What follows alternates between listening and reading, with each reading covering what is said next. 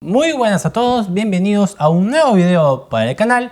Y en la clase del día de hoy vamos a ver lo que es la literatura clásica, dejando atrás la literatura de la antigüedad que ya hemos visto en dos partes. Ahora toca ver literatura clásica, donde vamos a ver a dos civilizaciones importantes, que fue la civilización griega y la civilización romana. Sin más preámbulo, vamos con la clase del día de hoy, denominado literatura clásica. Bien, cuando hablamos del mundo clásico, de la literatura clásica, hablamos de dos civilizaciones importantes, como ya dije al inicio. Hablamos de Grecia y Roma, cuya influencia perdura hasta la actualidad. Muchos aspectos de la vida actual tienen sus orígenes en el mundo clásico. Por ejemplo, la política, la democracia, la poesía, la república, incluso la gimnasia, el atletismo, las olimpiadas y, sin olvidar algo muy importante, que nace la filosofía. Este amor por el pensamiento, por la investigación, aparece en el mundo clásico con la filosofía y también con la belleza de la palabra, como fue la poesía. Por eso que mucho debemos al mundo clásico en Grecia y Roma.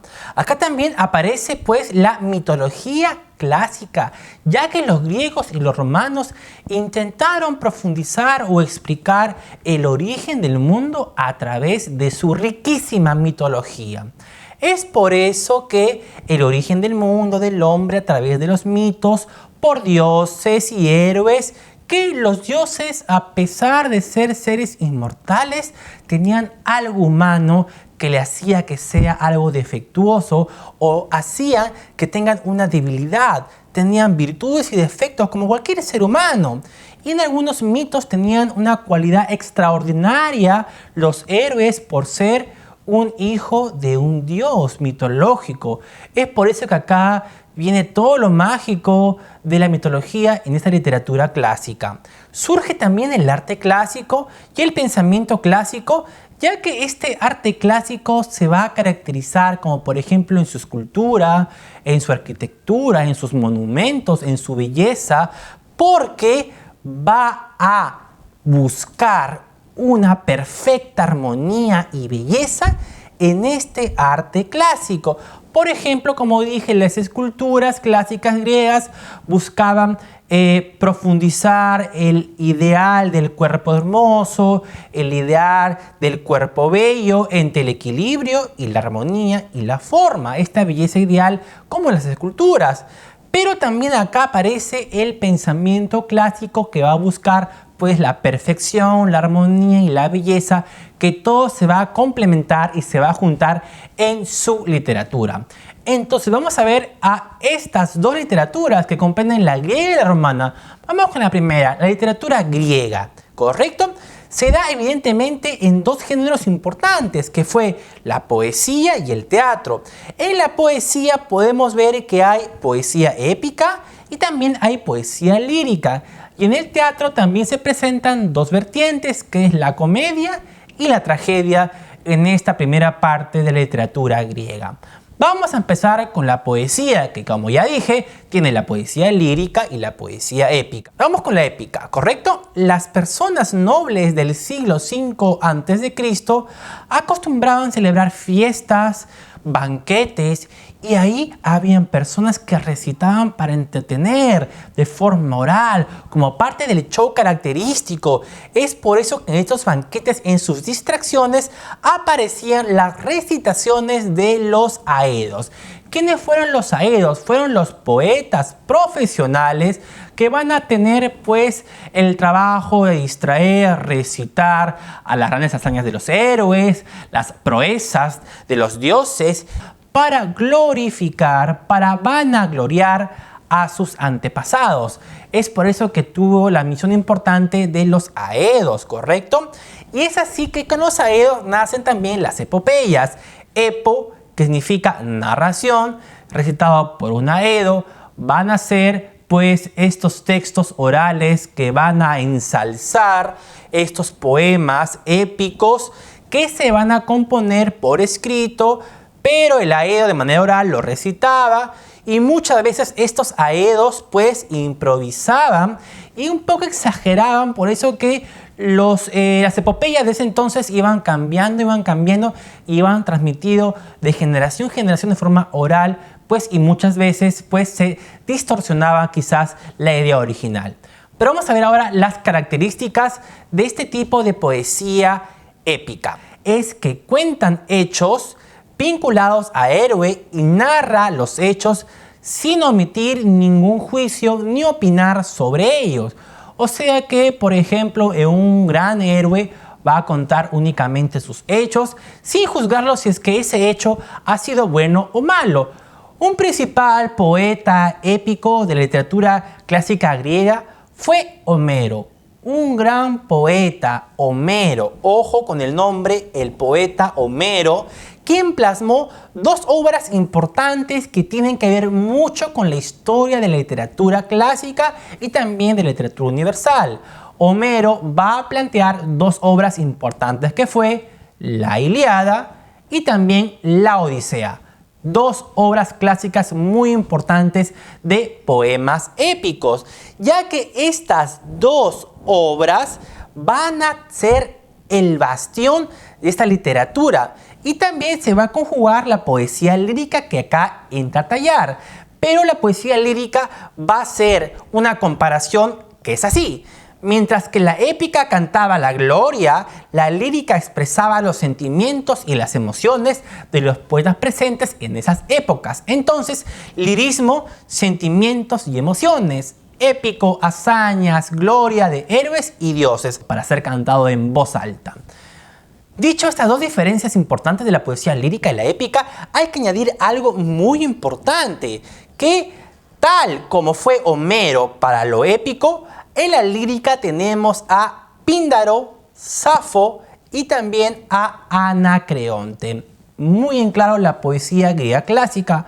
Ahora vamos a hablar sobre el teatro, que también tiene dos vertientes, que como dije al principio es la comedia y la tragedia, ¿correcto? Bien marcado y bien opuestos quizás esas dos vertientes. ¿Por qué? Porque el teatro griego tuvo un carácter religioso en alguna parte, popular y también político.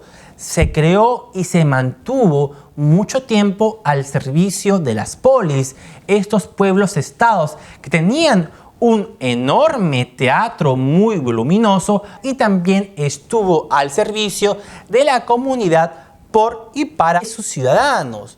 La tragedia nació en Atenas y años más tarde aparece la comedia, pero en la tragedia se van a significar en estos enormes, bellos teatros griegos donde van a ser un homenaje, una dedicación. ¿Para quién? Para Dioniso. ¿Quién es Dioniso en la mitología griega? Va a ser el dios del vino, el dios de la embriaguez y también de la máscara del teatro. A él se dedicaban todas estas tragedias o esas representaciones teatrales en sus monumentos o en sus arquitecturas, también en sus banquetes, en sus palacios o teatros propiamente dicho. Es por eso que la tragedia es un tipo de teatro notable, solemne y de elevado lenguaje. Sus temas fundamentales son los sufrimientos de los grandes héroes, las complicaciones que tiene el héroe para conseguir la gloria, para conseguir la hazaña, la lucha y todo lo que tiene que ver con la tragedia de un héroe. Por eso que la tragedia busca un efecto purificador en el público, que es la catarsis, ya que se identifican con los problemas, sufrimientos de la tragedia y con ello, al ver a un héroe sufriendo por una desgracia, va a causar que el espectador se identifique y no cometa los mismos errores o sufrimientos de sus héroes. Por eso que va a purificar al espectador con la catarsis que va a hacer pues en la puesta de escena, ya que esto va a transformar a unos mejores y virtuosos ciudadanos griegos para poder tener como ejemplo el teatro y llevar a cabo a una buena sociedad. Los tres grandes dramaturgos de la literatura grecia clásica fueron evidentemente Sófocles, Esquilo y Eurípides. Y por otro lado tenemos a la comedia, que va a ser la contraposición, por así decirlo, de la tragedia. La comedia surgió más tarde como reacción a la tragedia, ya que buscaba hacer reír mediante la ridiculización, buscaba hacer reír mediante los defectos de las personas, y también por ahí tiene algo que ver los vicios y los defectos de la sociedad en conjunto, no solamente de manera individual, ya que estos personajes cómicos eran individuos comunes y utilizaban un lenguaje propio de una conversación diaria. En cambio, la tragedia va a estar apegada a lo solemne, a los dioses o a los héroes, en cambio acá a los ciudadanos con un lenguaje propio de conversación diaria. Los grandes comediógrafos antiguos fueron Aristófanes y Menandro. Es con ello que hemos acabado de ver la literatura griega clásica con sus héroes, mito, comedia, poesía. Ahora sí vamos a hablar sobre la literatura latina, o sea, Roma, que va a ser una influencia directa, otros dicen que fue una copia de lo que es la cultura de Grecia.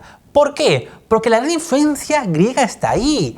A la llegada de los conquistadores romanos, Grecia ya había alcanzado el punto más alto de sus logros culturales y va a comenzar su decadencia con la conquista romana, ¿correcto? Entonces los romanos, entusiasmados por una cultura superior en todo sentido de la palabra a la suya, ¿correcto?, comenzaron a copiar los clásicos griegos, los canones, los moldes y todo lo que conlleva su literatura. Y no solamente su literatura, sino su arte, su escultura, su arquitectura. Una copia de la cultura griega. Templos, columnas, frontis e incluso su mitología fue copiado evidentemente con algunas modificaciones de los nombres, pero en sí es la misma cosa, las mismas virtudes o defectos de sus dioses. Por ejemplo, en algunos poderes o virtudes, la diosa Afrodita, diosa del amor y la belleza para los griegos, y para los romanos no era Afrodita, sino era Venus. También otro ejemplo es Dioniso, dios griego del vino y la fiesta, pero para los romanos se comenzó a llamar no Dioniso, sino Baco. Vemos que es la misma mitología, pero con diferentes nombres, pero en sí es lo mismo. Por eso que la influencia o la copia griega en Roma es muy fuerte, ¿correcto? Se da en todos los sentidos, ¿correcto? En cuanto a la literatura, evidentemente también, los romanos se esforzaron por adaptar al latín los clásicos modelos, los cánones de su poesía y del teatro griego. Es por eso que la literatura romana es una prolongación de la literatura griega, ¿correcto? Pero con la energía y el vigor de un joven pueblo romano que va a ser revitalizada con la cultura griega. En cuanto a la literatura latina, va a tener dos periodos bien marcados, ¿correcto? Vamos a hablar rápidamente de los dos. Número uno, el florecimiento del teatro. El teatro romano tenía un objetivo diferente al griego. Claro, podemos decir que buscó imitar, pero también la literatura romana puso su sello o su cuota para diferenciarse. ¿Por qué?